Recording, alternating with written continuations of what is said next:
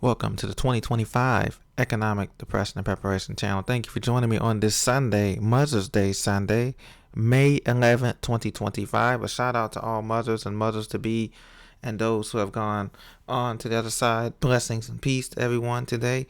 This is going to be a brief edition today as it is holiday Sunday, and so we're going to be talking basically about about the continued ebb and flow of this job market, the transformation of the job market into more automation-based services like AI and other robot services. We're going to be talking about this economy and the tariffs continuing to have an impact, the flat-based 10% tariff on all goods and services coming into this country, and the impact that's going to be passed along to us as buyers here in America. We're going to be talking about continuing store closings. As you know, some stores, retail stores and commercial stores are quietly closing down their commercial office space in town, downtowns, and also in suburbia as well. We're going to be sharing briefly about those store closures as well that many of you have seen across this country that we have right now. So be sure to hit that like button on the way in. Hit that subscribe button so you can get the latest notifications of this channel. Preach to me of the latest times we release a video for your enjoyment. So, getting right into it. Walgreens doubles down on prescription-filled robots to cut costs. And this is the key word here, according to CNBC.com, to cut costs. But is it really that? The freeing up pharmacists amid turnaround. Walgreens, as in competition with CVS, Rite Aid, all of the other pharmacies in the grocery stores, such as Albertsons and Save-A-Lot, and all of the different stores that have pharmacies. So Walgreens is expanding the number of retail stores it serves by micro-fulfillment centers as it works to turn itself around and prepares to go private. That's another key thing, too. The privatization is not just affecting the privatization of services is not just affecting federal government and state government. It's affecting private sector as well. And they're going to go private here. So robots here, as you can see, these machines, robotic arm fills prescriptions at a Walgreens micro-fulfillment center. So that means that a lot of their stores are going to be converting also, guys, to 24-hour operations, basically, where they will have a front-facing counter.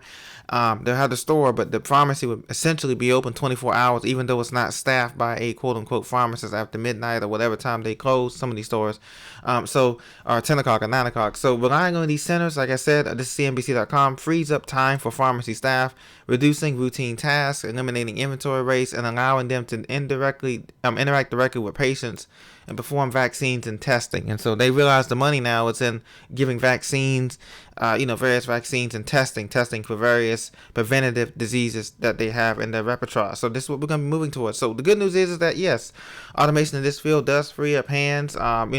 The robots can check faster than the human pharmacist's eyes can, even though they both use the computers. Robots can go ahead and fill it, double check the number, make sure it's the right type of drug, and all that kind of stuff. So this is what they're going to be going to here as drugstore chains are struggling here, such as CVS, Walgreens, Rite Aid, etc., and they're doubling down on automation. Now, think this is going to expand. Just think this is going to expand. We've already seen it in the fast food. You guys have seen this. You order from the kiosk at McDonald's or KFC or wherever you go. You order from the screen and they fill it. They fill your order. So this is coming to the fast food model.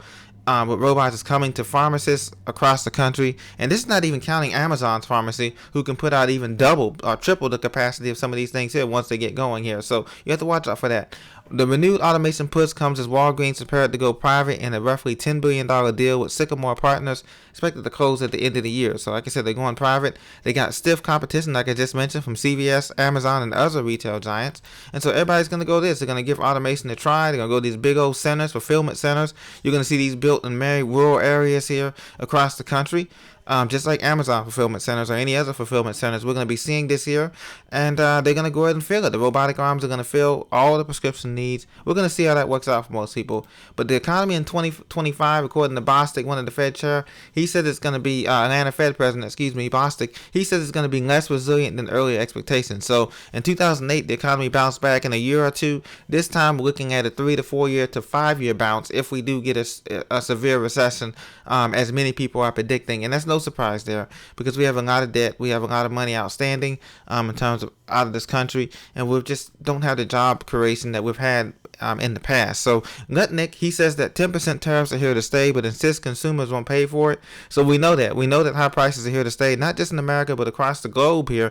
Prices are coming on parity. The high cost of living is spreading across the globe from London to France to Germany, back down through the Middle East, over across to South America, Brazil, even some places, like I said, in Canada and Mexico. All these places are increasing their prices to meet this demand. And so inflation is here to stay, but the tariffs, this 10% extra tariffs here, will mean that consumers will pay for it. They're saying that we're not going to pay for it, but obviously these costs have to be passed along somewhere, either through another additional sales tax, property tax, or something. But these tariffs are going to be here to stay, and they're going to be passing this along to consumers, to us, all of us Americans, and those beyond America's border. So get ready for that, because the high prices are here to stay for the next 2 to 3 to 4 years, basically here, despite the trade talk rumors. Now, store closing 2025. Joann Fabrics, Kohl's, JCPenney's, and more companies facing financial challenges. No surprise there. People are shopping online more. Obviously, Amazon is the big player, and some others.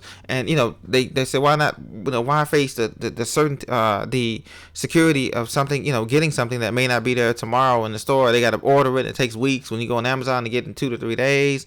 And then, for security purposes, somebody sees you going there to the store like this here and buying something that may be rare or short, to follow you out to your car. There's so much that can happen with crime going up now. So it's a lot more safer. So, but in the case of that, the bottom line is the revenue are going down to these stores like Kohl's, Macy's, JCPenney. So this is no surprise to you and I, because we know that these stores have been suffering for a while now. They haven't changed their business model, and so they're the late gamers. They're not the early adopters. But still, to see stores like Party City close down and other stores, it does mean that the economy is losing jobs. These are jobs that people work as seasonal jobs, second jobs.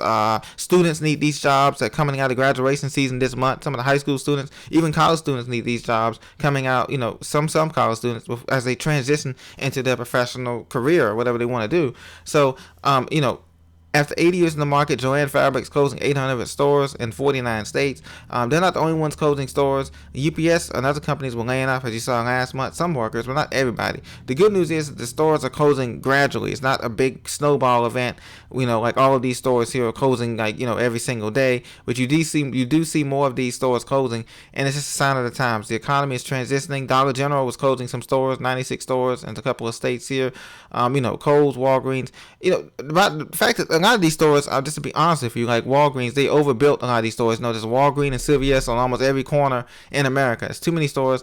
They overbuilt. Same thing with CVS. Same thing with Party City. And it's just the same people who own it, the same investors, BlackRock, blah, blah, blah. So they overbuilt as a majority of these stores. But some of these stores had poor management, like JCPenney's and Macy's, where it was poor management, stock management, and all that stuff. And that's why they're in trouble. So part of it's a mix of that, to be fair and honest with these stores. It's not just Amazon retailer coming in, and taking over and blowing them out, the water. But some of the times it's poor management. But in any event, continue to stay blessed. I hope you guys have a great Mother's Day weekend, and I'll talk to you later on Tuesday, where we continue to get more numbers with the earnings reports and the jobs report. Thank you for listening. God bless. Take care.